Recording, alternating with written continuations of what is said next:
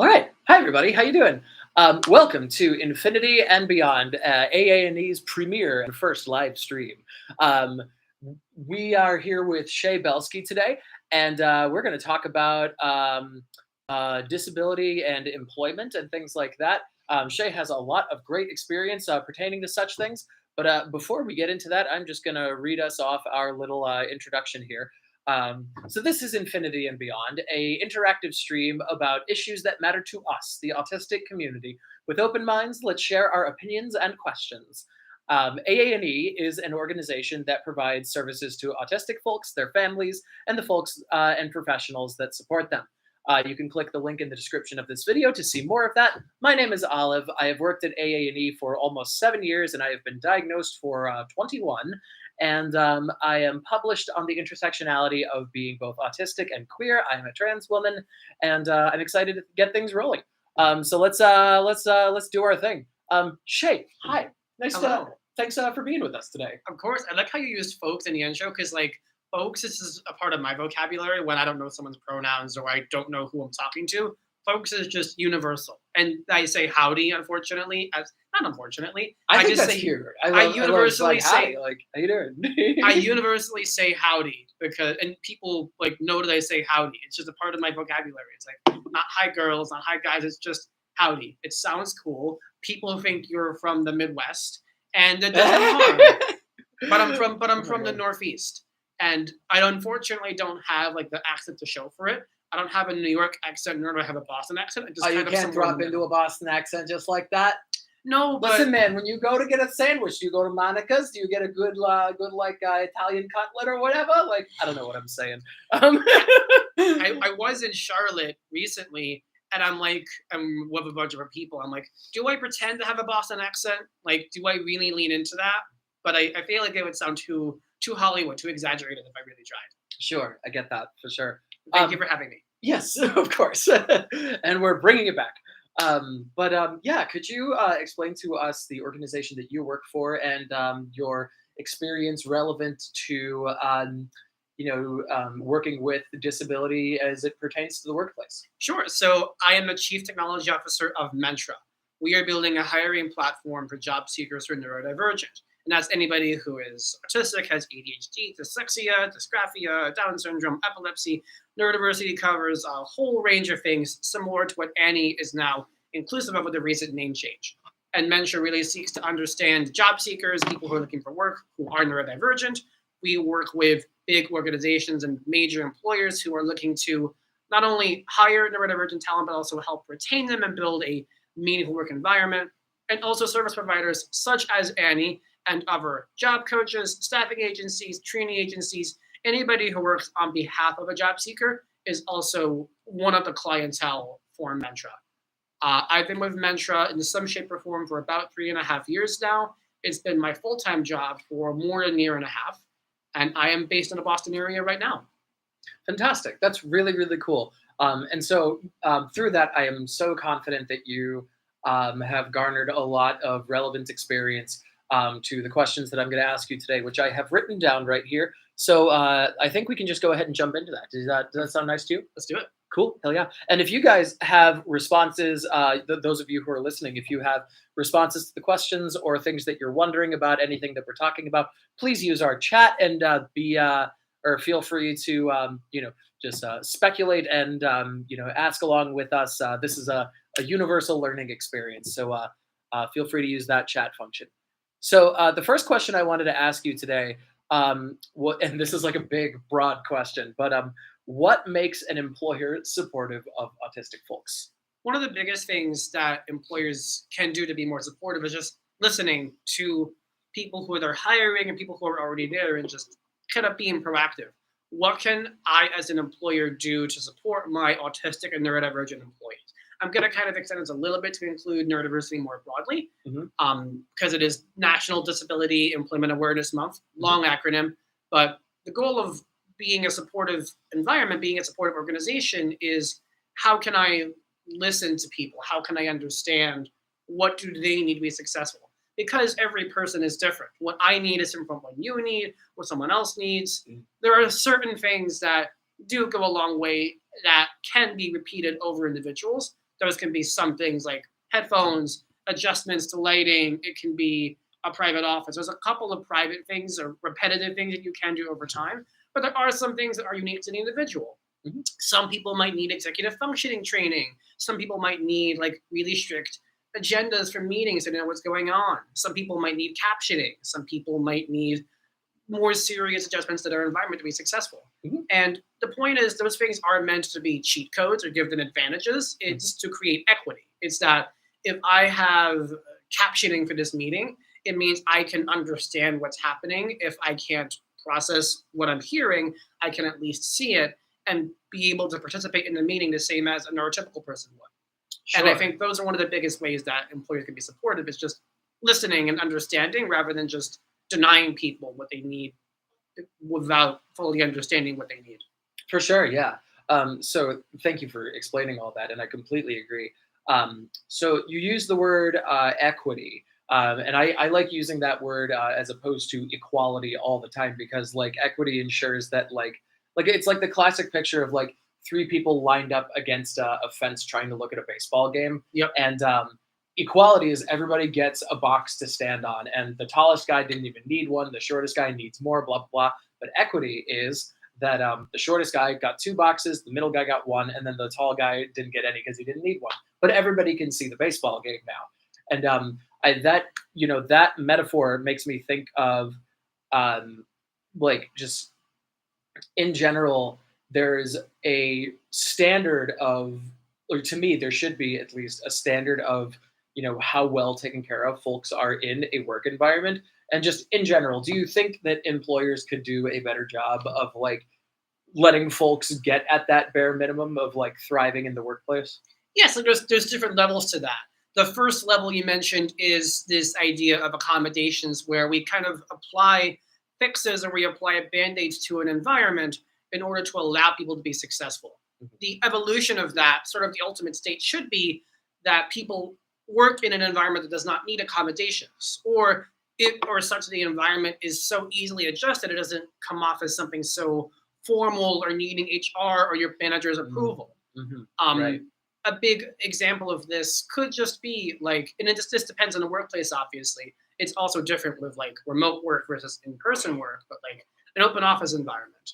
Mm. Those are good for autistic people sometimes, they're not good for autistic people other times. But an example of building a universal environment where you don't have to ask for accommodation could be give everybody a pair of headphones. That way, having a headphone is part of your job. You have the option of using it, but you don't have to. But that way, you're Right. not Right. ostracizing one person for needing something. It just everybody has it by default. The alternative could be a request process for having a private office that exists. And again, it depends on what you are and are not able to do. Mhm. But the evolution of equity is universal, where the barrier or the problem is removed such that everybody's on the same playing field, and you don't need to have those boxes or apply the band-aid. That is sort of the ultimate goal. I love that, and again, completely agree. You and I are on a like a radical level right now, and I'm really enjoying it. But so you keep mentioning that like the end goal is to get to a place where it shouldn't be hard to make the equitable changes that folks need to be able to thrive in their work environment. Why does it seem to be so hard for employers right now? I think a lot of companies or a lot of managers, unfortunately, unfortunately, or intentionally or by accident, live in stereotypes or don't fully understand Mhm. what people need. Or I think worse is to try to predict what they need without consulting experts, consulting HR, legal, or just talking to people. It's sort of the opposite of my first question. But I think a problem people run into is just making assumptions about what folks need based on who in their lives they know who is neurodivergent. If you are a hiring manager, if you're a people manager, and you know somebody who's autistic, for instance, or has ADHD, and you now have a direct report who is autistic or has ADHD, you will often subconsciously sort of impose your understanding of this person you already know onto your direct report without meaning to. Mhm. And that's where a lot of issues become. Like, I am an autistic individual, but what I go through on a daily basis does not automatically correlate one to one with what someone else's does. So if you are a hiring manager and your nephew is autistic, that doesn't mean that your nephew and I are identical. We can have a lot of different things going on. Like, Absolutely. I'm verbal, I'm articulate, but I have some sensory challenges, and sometimes I struggle with social situations. Right. Meanwhile, your nephew could have a really hard time communicating, but can be very brilliant when it comes to the work they do or to school and stuff. So Absolutely. Yeah. For really sure. really imposing that image onto people in the workplace is where a lot of issues come out. Absolutely. Absolutely. Um, yeah. Yeah. Thank you for that. I appreciate it. Um, so then, can you give maybe an example of a workplace that has implemented a system where it is easy to give accommodations to maybe like an autistic person or any neurodivergent person? I'm going to sort of pivot that on the universal thing that I mentioned before. Yeah. So I work for HubSpot. I love HubSpot dearly. They're Boston based, Cambridge based technically. Mhm. And as part of your onboarding at HubSpot, they actually introduced what's called a working with me document, which is kind of like a manual about me, a Bible about me for every employee, Oh, that's whether you cool. are neurodivergent or typical, whether you're whatever. And I love the idea of it because it says to everybody else, this is me, I'm Shay, here's a little bit about me, here's what I need to be successful, here's some things you should know, Yes. etc. But it benefits everybody. Say you're a parent and living in a society, living in a world where you have to pick your kids up at a bus stop. You want to be able to tell your peers, hey, from 3:30 to 4 o'clock, my kids get off the bus. I have to go pick them up, hang out with them, say hi, get them a snack, get them situated, and then go back to work. So from 3:30 to 4 o'clock every day, I'm unavailable. Yeah. And it doesn't have to be a special forum to ask that. You don't have to set up a call with everybody. You don't have to ostracize yourself. It just happens. It's just there. Mhm. And that's a great forum, a mechanism for talking about yourself, whether it's about neurodiversity, any disability, or none of the above, or something totally different. It can be, I'm getting married in 2 weeks, which is the case in my situation. I'm getting married in 12 days. Congratulations, by So the way. my company has been, thank you, my company has been on notice for 2 months that I'm getting married. Going on my honeymoon, I will be hyper unavailable. But the point is just like Indeed.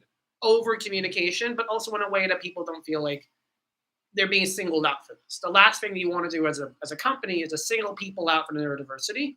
You want to create that supportive environment where they can be themselves Mm. while still supporting them and not feel ostracized. Yeah, yeah, for sure. And that balance is so important because like I'm sure you've like you and I have probably both experienced like the neglect of like our needs, but also the gross overcorrection and spotlight on our needs too. And like Yes. both of those things are quite damaging in their own way. Both of those things happened to me at the same internship once, where Ah, I did too talk about my bad. neurodiversity, and then by the time that I did, it was a very very like a harsh turn of the steering wheel in the other direction, which was kind of jarring for me. Yeah. And that comes down to companies not really knowing how to do it in a way that I think really makes sense. Mhm. And it's not to fault them for trying.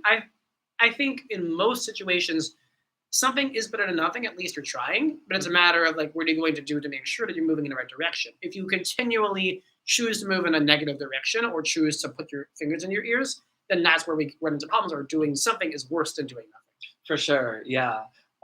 There's a great metaphor for exactly that that I learned while watching this YouTuber Natalie Wynn.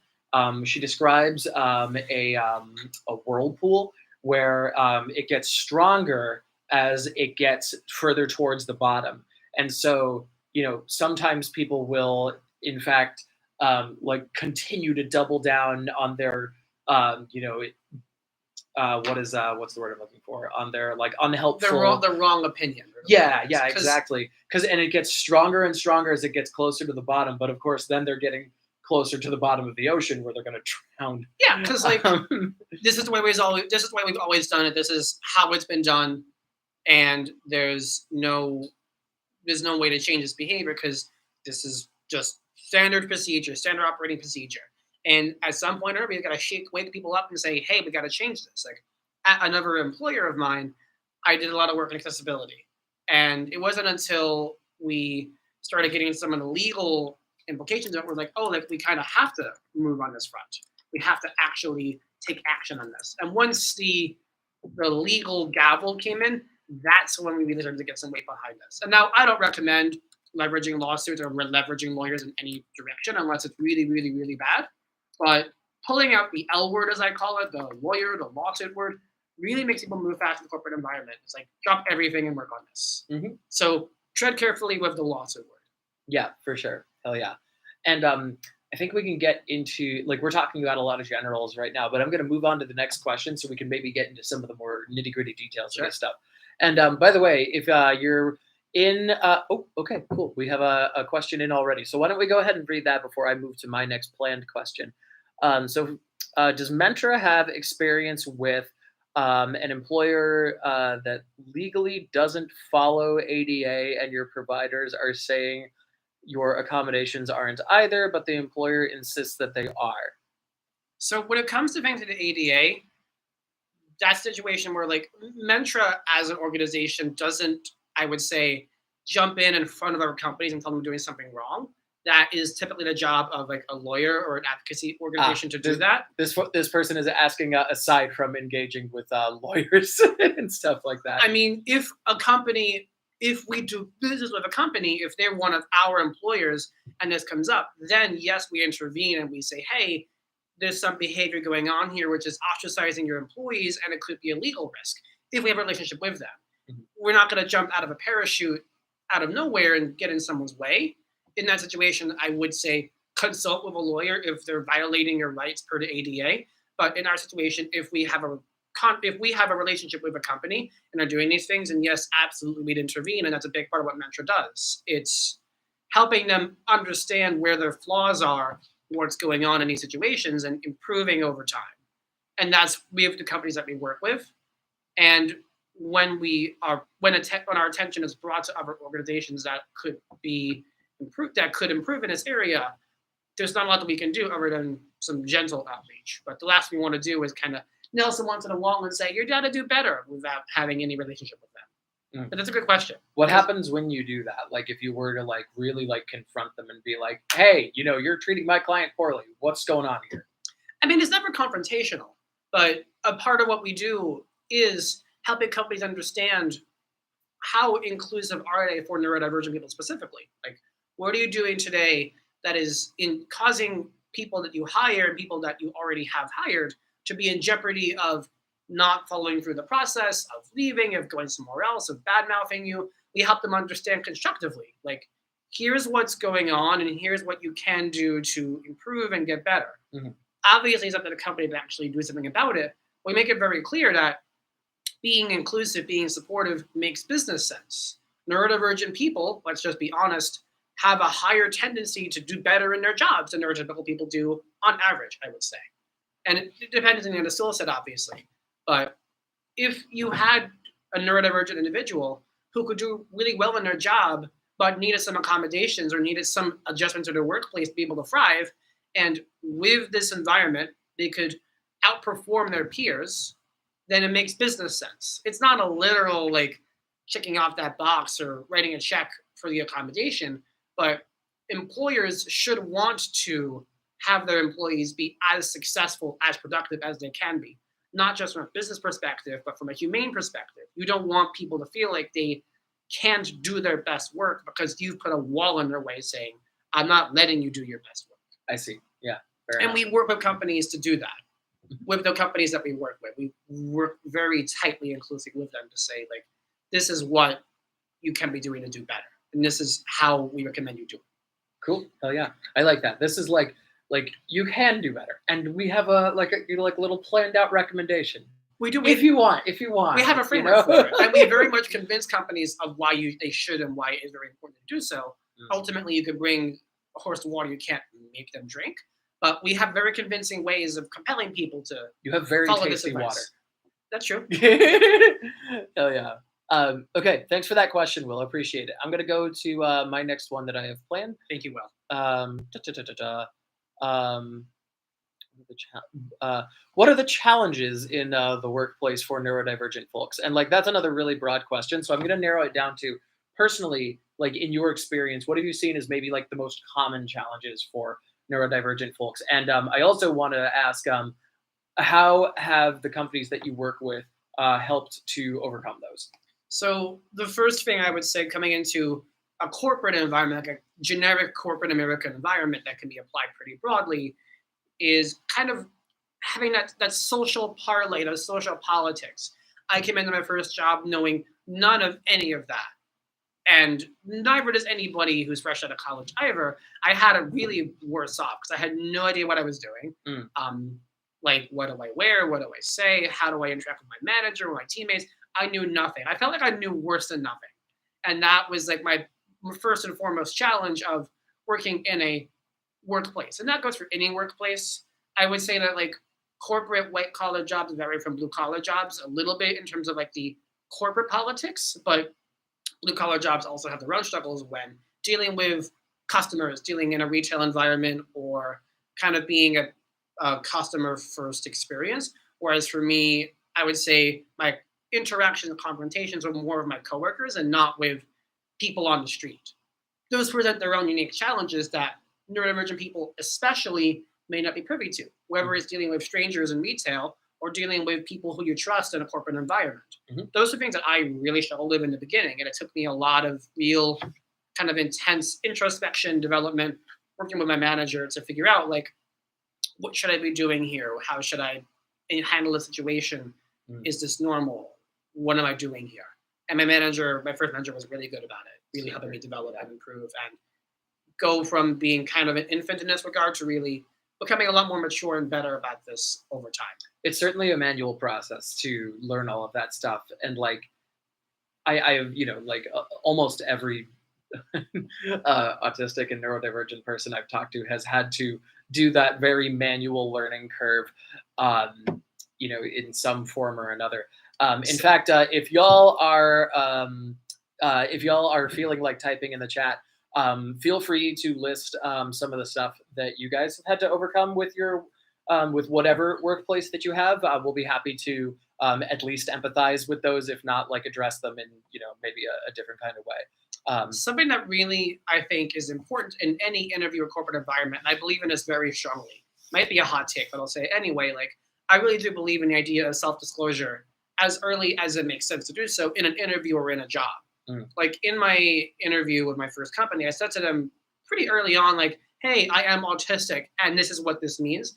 That way they know, but also that they understand this is where I struggle. These are my specific areas where I need help with. That way they have an understanding of it, and either they know they can support me or they can't. Or they're ableist and I want to work for them anyway. Sick. It only works to your advantage to self-disclose. Because either they're on your side, or it's kind of ambivalent, they don't care, but at least they don't not care. Or they're ableist and you should get out of there anyway, and why would you work for them? Yeah. It really serves to help you. So I do want to offer my own experience in light of this, because I worked at a job that I really enjoyed for a boss that I really hated because he was super ableist.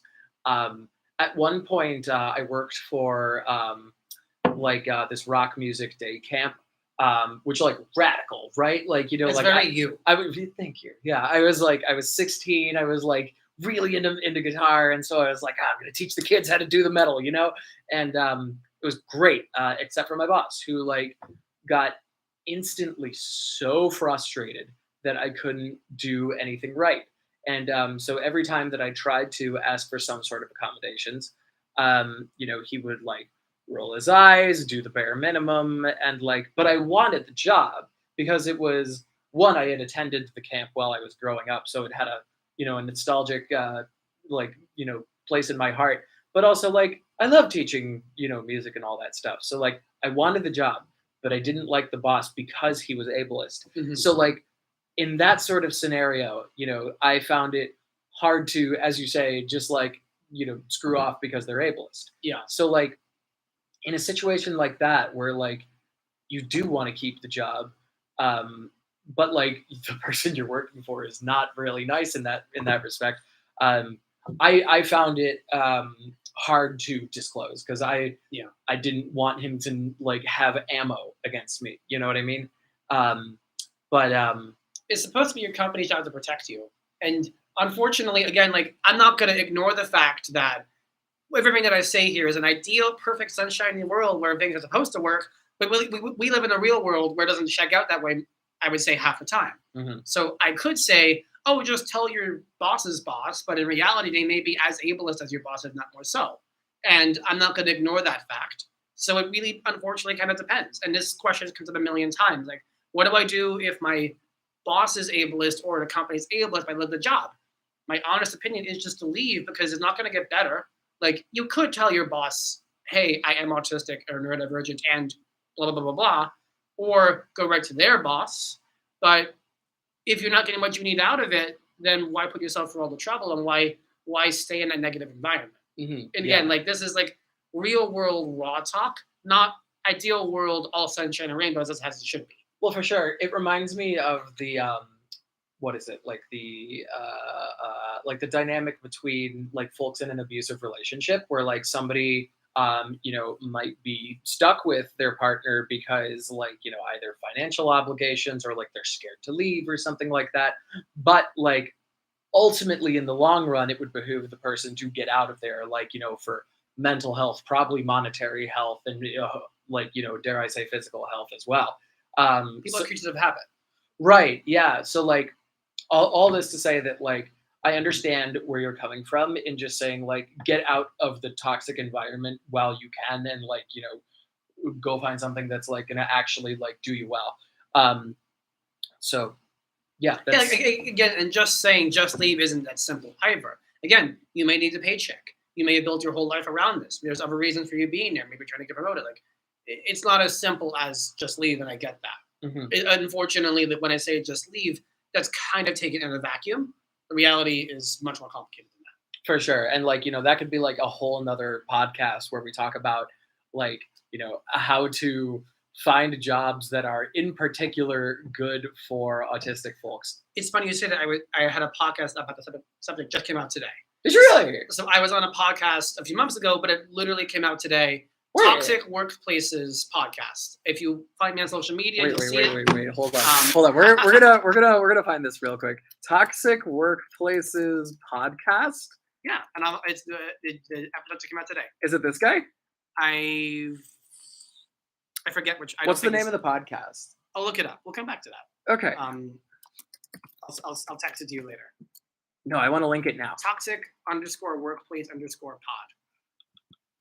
Toxic_workplace_pod. Okay.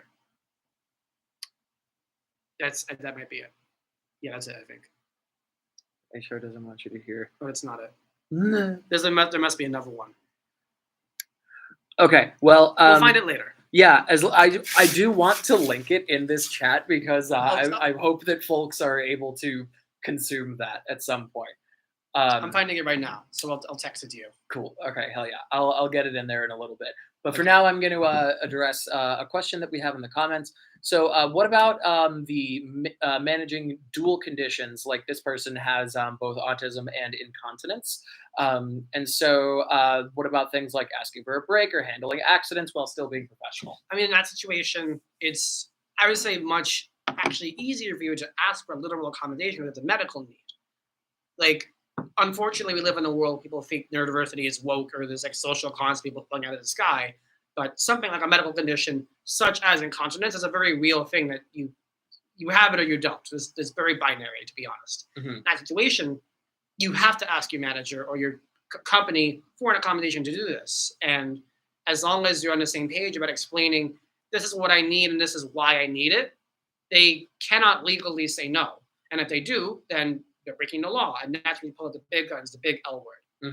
So I would say, up, baby. or they don't, or you leave if you had the option to. But honestly, again, is like your L word leave? L word is lawsuit. Oh, sick. Okay, I was on the right track. At my first company, we pulled out the lawsuit word. If we could not get someone to do what we needed to, we pulled out the lawsuit word. Just the word enough makes people move really fast. Good. Hell yeah. Hopefully it answered your question. Yeah, for sure. Thank you for that. I appreciate the question. Okay, so I'm going to move to the next one that I have.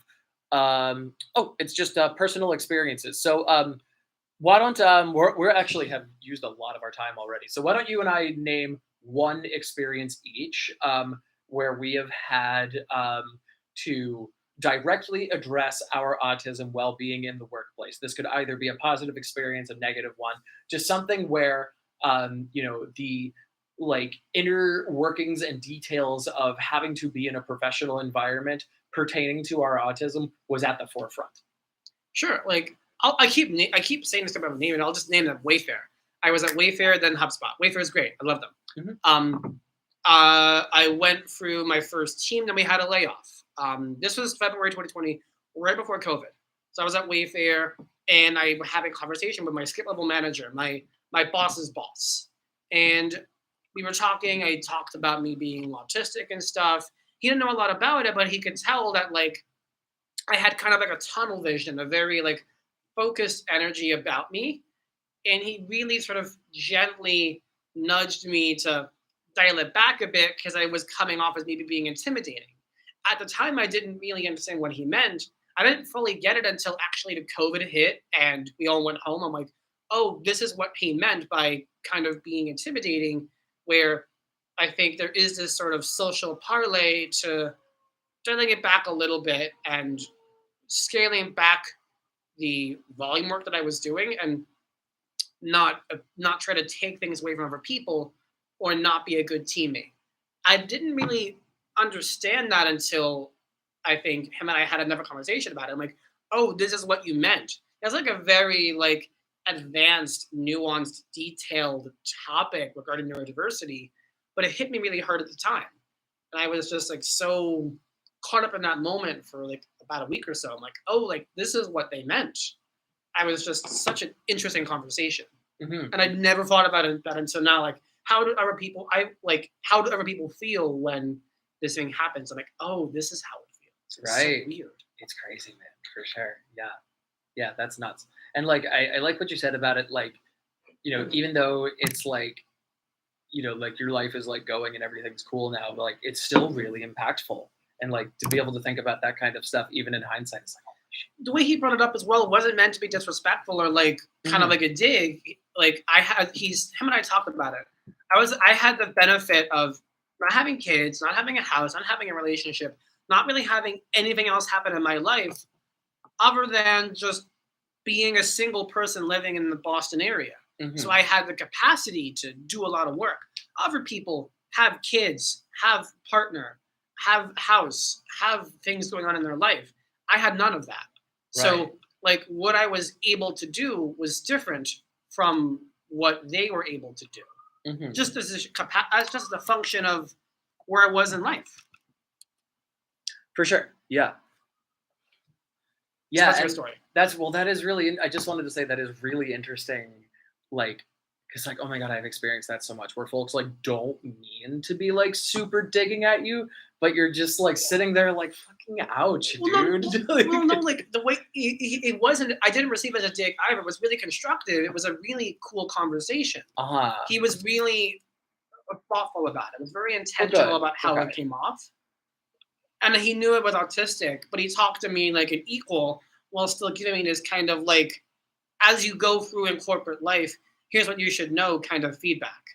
And I really thought that was impressive the way it was communicated. That's good, for sure. It's one of the times where I've really been able to just like talk with someone at that level, I guess. I have that with my current company now, and I've had it at HubSpot, but I'd say like I've had to kind of fight for myself to be talked like as an equal, not down to, if that makes sense. That does. Yeah, absolutely. So really quick, before I get into my story, I wanted to link, I found the podcast that Shay was a part of.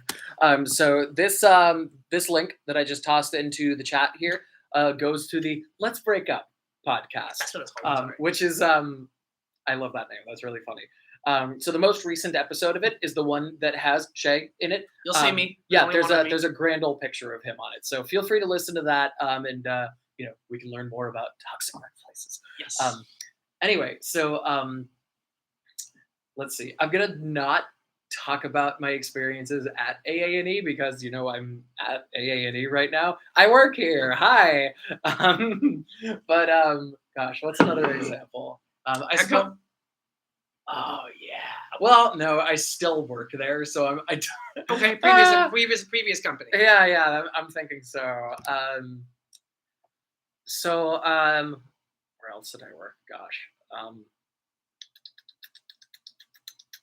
So I was a resident advisor for my college, and I would um, I would be in charge of like half a floor of kids, and by kids I mean like college students, so like 18, 19 College years old. freshmen.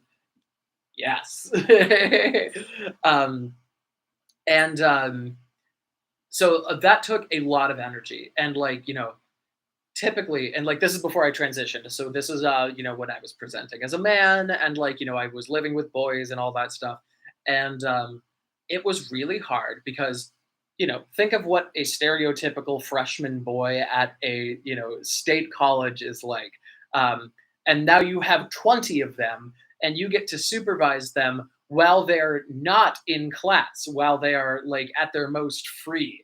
um, and that was a lot, and like so I have pretty significant sensory issues, and so like things like the noise and like being exhausted, and just like dealing with work that I had never dealt with before. I also actually, okay, so this is the part.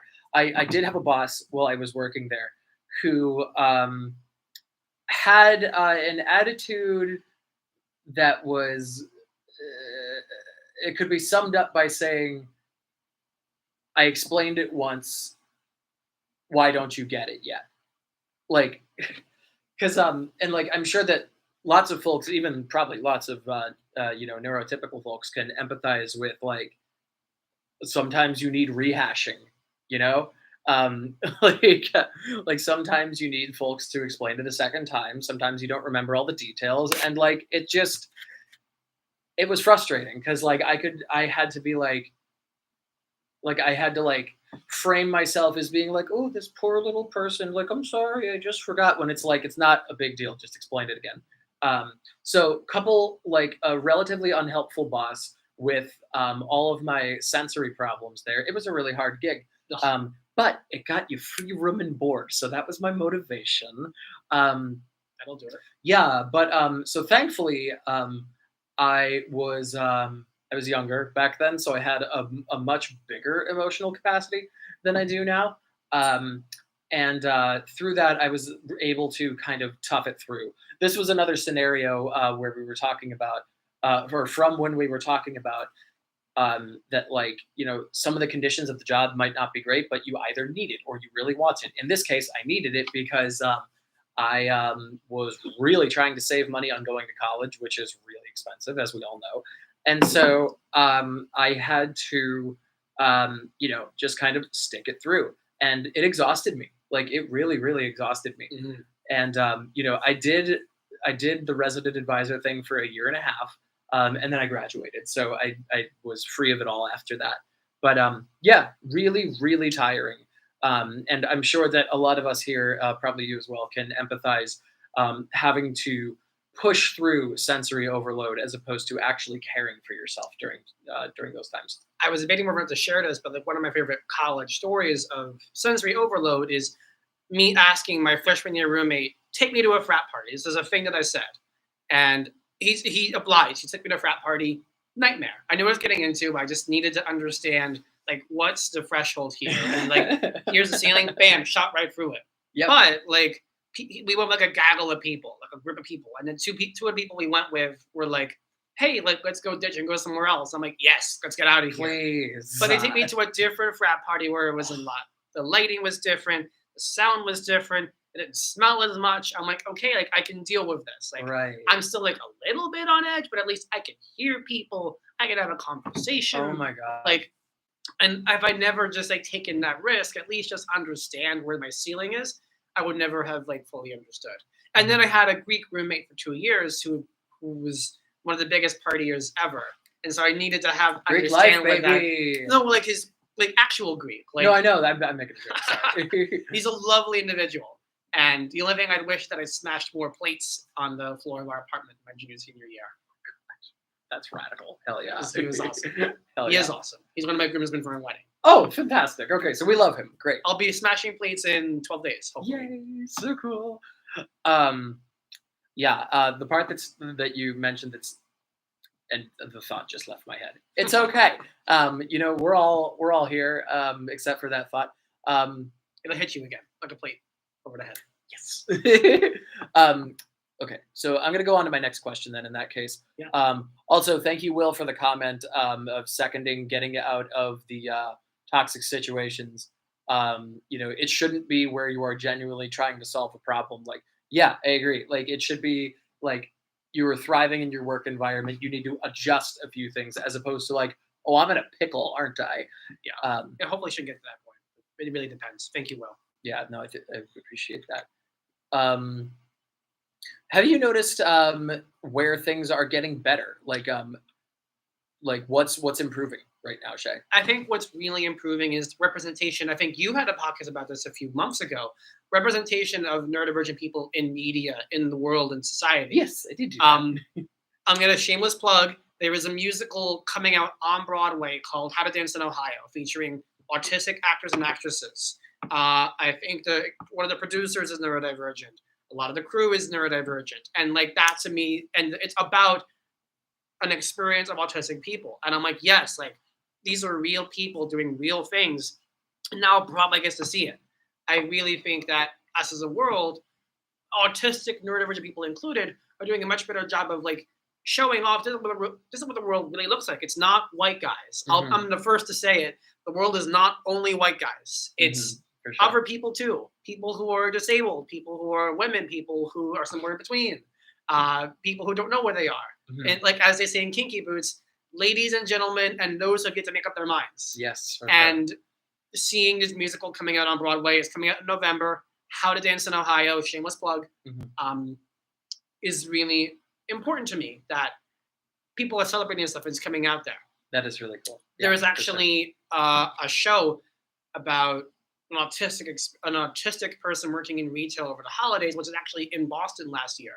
And this is actually really, really funny. So I did that. I was a part of the NDEAM in person group that was here. We wrapped up on Monday, and one of the players was named Jonathan, and they were neurodivergent, and they worked at Target. I'm not making this up. In the musical that I You're saw, making up their name though, right? that's actually their name. You shouldn't say that on stream. I'm sorry. Don't reveal people's I'm sorry. names on stream. But it's okay. That person's new name is Jeff. Go for it. Jeff.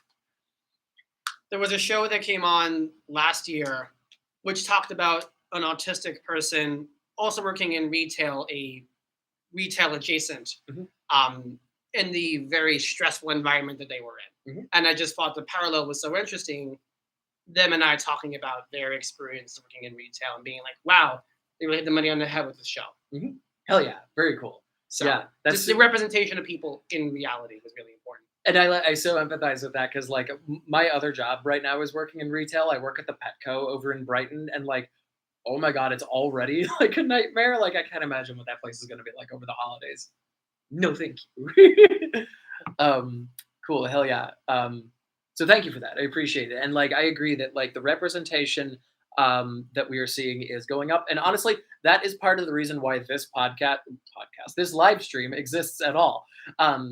AANE wanted to put forth an effort to show that, like, not only can we produce content that's like not as clinical and like kind of like you're hanging out in your big sister's room kind of business, but also like,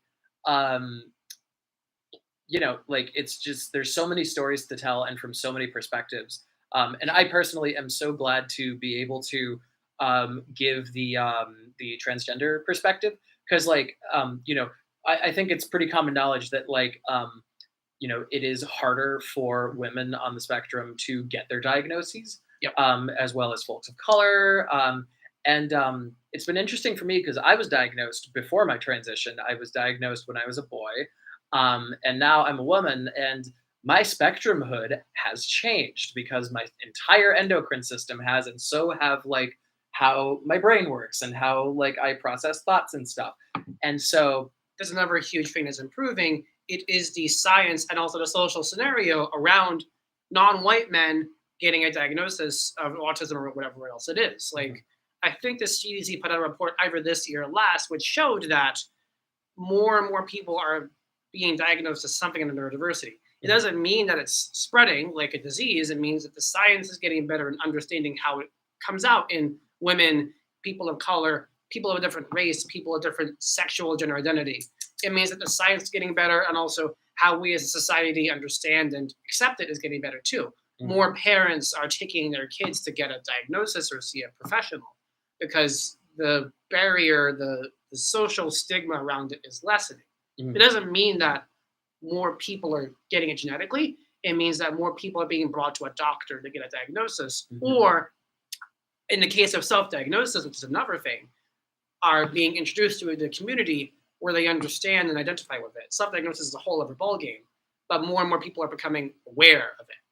Very cool. Hell yeah. And I love that for sure. Spectrum is for everyone. Anyway, cool. So we're going to go to our next question. How can neurodivergent folks protect themselves in the workplace? A really huge thing about this is advocating for yourself. And again, as I've said before, it's not as simple as just saying I'm autistic or I have ADHD but oftentimes just saying to someone, this is what I have going on, and here's how it affects me in the workplace is huge. And companies are supposed to be responsible for creating a safe, supportive environment for you, for creating that constructive environment. If they can't do that, you're not supposed to do their job and tell them what to do, but you should help them understand this is what I need to be successful. For sure. One of the biggest things that I've come across in my time as an individual in the workplace with autism is people imposing, oh, you're like Sheldon for Big Bang Theory or Rain Man or whatever it is. And I'm like, no, that's not true. I'm rolling my eyes for everybody right now because we all know that's like, ugh. Anyway, but that's another big challenge that I come across. So whenever I say to somebody in a corporate environment, I'm autistic, it always has to be, I'm autistic and this is what this means. So I immediately stop the Sheldon picture from coming into their heads and I immediately replace it with my definition or their nephew or whoever it is. Because otherwise, if I don't correct for it immediately, then nothing I say after that will matter. I will only ever relate to their stereotype or to their understanding. So the biggest thing I would say to protect yourself is just to advocate for yourself and be very clear about what do you need? What do you really need to be successful? And if you don't know what you need, discover it along the way, see what works, experiment. Or if you know people in your life who are neurodivergent, autistic, ask them what works for them. For sure. Yeah, hell yeah, absolutely. And I love just the concept of speaking up because I feel like a lot of folks that on the really extreme side of things that are straight up ableist and don't want to accommodate anybody outside their scope of what is a good worker, will get at least intimidated by the strength and numbers of folks who are raising their voices. Community and union is so important in scenarios like this. So I really love that, and I hope that folks can feel empowered enough to act in such a way for sure. We are at about 48 minutes right now, so I am going to burn through these last questions that we have. So we have 3 left. Let's see what we can do here. What can neurodivergent folks do to evaluate if a workplace is right for them? Something that I found really helps is understanding if a company has an ERG, BRG, a resource group, or people. Tell me what those acronyms mean, because I don't know. ERG and BRG are synonymous, basically. ERG is Employee Resource Group. BRG is Business Resource Group. They mean the same thing. And it's a collection of employees around a shared topic or a shared experience, shared something. They can have ones for veterans, for women, people of color, Asians, and people who are disabled or neurodivergent or both. So if a company has a ERG, BRG, or any sort of unofficial group about disability, neurodiversity, accessibility, anything like that, it means that they are very forward and open about their commitment to having an inclusive environment. Does it mean it is inclusive? No, it's not a guarantee, but it means that they're working on it and they have a space for people to congregate, communicate, collaborate with each other, have events, and have sort of a shared forum outside of their job. Super. And is that something that you can just ask if it exists in like your interview when you're going into the job? Yeah, like a competent recruiter would know what they have, or they would like say, "Hey, I'll check in with you."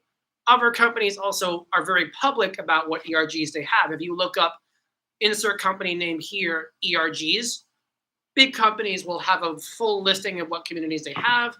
Maybe it's on their social media, it's on their website. Mhm. A good company who cares about showing representation and intersectionality in other areas would make it very clear if they did or didn't. Mm. Or they'd say like, on social media, we had an event this week hosted in honor of Neurodiversity Celebration Week or Autism Acceptance Month, whatever it is. Like Mhm. you'd know if they had it on their Oh social yeah, media. if they're celebrating our holidays and stuff. Yeah, absolutely. Or like including people who are part of that community. Another big part of this as well is it a good environment? Is do you have leadership? Do you have important people who are out about it? At HubSpot, for instance, they have a disability community, and their executive sponsor is an individual with disability, and that's huge. That's bigger than people give it credit for because that says at the top level we care about creating an environment for everybody, not just for people who are on the bottom of the ladder, people at the top of the ladder too. And it's this individual. I'm sorry, I don't remember her name, but she was the executive sponsor at HubSpot at the time that I was there, and it's really awesome to see this person very open about disability and really championing it throughout the company. Cool. Yeah, hell yeah. I like that a lot, and I hope that that gives y'all good things to search for while potentially finding jobs and whatnot. Next question. Um, oh, this is an ask of the audience. I'm going to move on to the last question, but while I'm talking about that with Shay, please let me know what fields you guys are interested in. So if you're in the chat, feel free to say, where ideally would you like to work? Because like I think there's a big stereotype that like, oh, all autistic folks love STEM, and it's like, Is in the podcast that I just posted actually. Like they ask, like, are there industries where people gravitate towards being neurodivergent? sure. The truth of the answer is not really. Like Mhm. there are stereotypes and there are industries where autistic people do better in. It doesn't mean that they're built for autistic people or that there's more in there. I know a lot of neurodivergent people who are creative, who love art, design, marketing, science. I'm the art person. Like, see, Peop- that's like a thing is like I was about to say because like I break that stereotype where like I work in social sciences where like I work here at AANE and like my passion outside of work is Music. music. Yeah, like and D&D. yes, but Your like backpack has a character on it. I saw it does, yeah. that. But yeah, no, I play guitar. I'm in a band, and like that's my passion. Like I'm no good at STEM. Like math, like Same thing for me. Like I'm in the D&D. I'm in the theater. Like I love the idea of putting someone else on, like wearing another hat, walking another mile in someone else's shoes, and just seeing how that feels. I actually think that we could talk about D&D all day.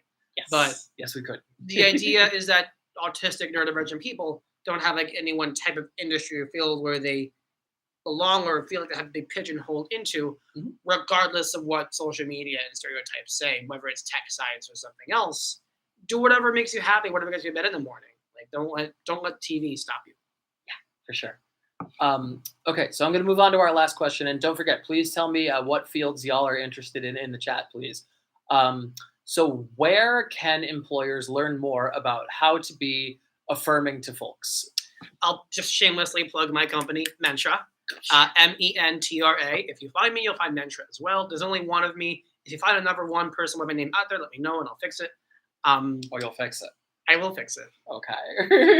It's actually a problem because like if there is someone out there with my name and they do something really terrible, really bad, then that gets to the top of the Google search result, and I'm worried about that. Oh no. So far, no one out there has my name and it's done anything bad. But don't be the person to start it.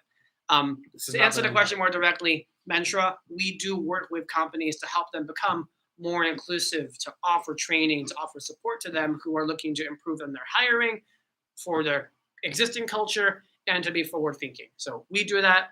Look us up, Mentra. AANE, obviously, they're hosting this podcast. I believe they also do training and workshops and webinars and conferences and events. We do. They have a conference at the end of this month, which I'm actually a panelist on. Ooh. And it's happening it's actually funny.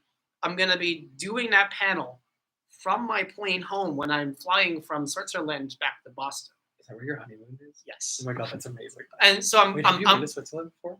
never. Okay, we'll Talk talk about that talk when about it's it done. later. Yeah. So I'm doing this panel from the plane. I'm going to be dialing in over the phone, and I've already checked, and the Wi-Fi is good enough, and I can do a phone call from the plane. The airline is cool about that. So I will be on that panel talking about that with Annie. So Annie is another big organization as well. Cool. Yeah, that's what I was going to suggest as well. So I guess we're covered. But just to get into more details about what we offer at AANE is we do everything from what Shay mentioned about like conferences and whatnot to like we have groups for specific groups of folks. Like I usually will take the age group of between 18 and 30, and then we do groups for like parents and stuff. So like if anybody is looking in particular for like, or sorry, if any specific kind of person is looking for advice on stuff, we accommodate a lot of folks for sure. Something I think Annie does really well is those groups. Life Map is another thing that I do to like help provide folks with a lot of hands-on one-to-one support as well. I really feel like Annie excels in that department about helping people on a more individual or group-based level. For sure. There's not a lot of other people out there who do that sort of stuff. Will, I love your comment that you just made about working in STEM, being interested in a bunch of different fields, and the professors really like that. Dude, it is awesome when like your professors are able to be like, oh my god, like you actually have like the spirit for this field. Like, please come here. That's really really cool, and I'm glad that you're finding that. But I'm also stoked that you have like music and like audio design in there as well. Like, and the history professors love you. Like, dude, you are a very well-rounded individual for sure. And I think that's kind of what we're talking about. Is like we're like it's not like if you're autistic, you only do STEM. It's like sure you can, but some people don't. And also like we do everything. We do a ton of things. I also really love learning, Will. That's just like it's so cool. And like I wish I appreciated it more while I was in school because like man, like like my parents were very kind and forward thinking to be able to send me to my undergrad. And like, oh my God, if I could get a free education right now, dog, I would do that in an instant. Absolutely. But anyway, we are just about at an hour here. So I think it's time to wrap up. But Shay, did you want to plug anything more before we sign off here? I mean, my name is Shay Belsky, Shea, B as in boy, Elsky. I'm on LinkedIn. I'm on Instagram. Follow me. You can follow my company, Mentra, Mentra. We're on all social media. Definitely follow Annie as well. They're everywhere as well, AANE. And yeah, again, if you find another Shay Belsky, let me know, and I'll put a stop to it. That's amazing. So thank you very much. This has been AANE's Infinity and Beyond, our lovely live stream.